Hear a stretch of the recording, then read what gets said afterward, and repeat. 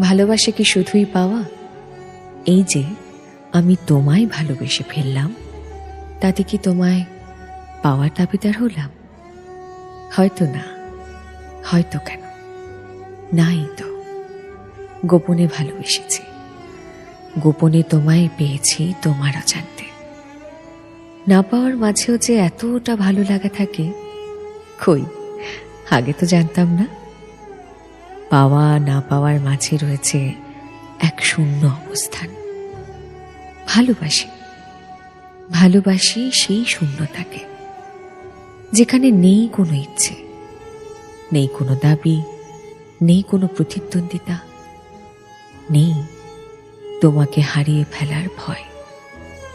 যেখানে আছে শুধুই শান্তি, পরম ভালোবাসার এক অদ্ভুত শান্তি।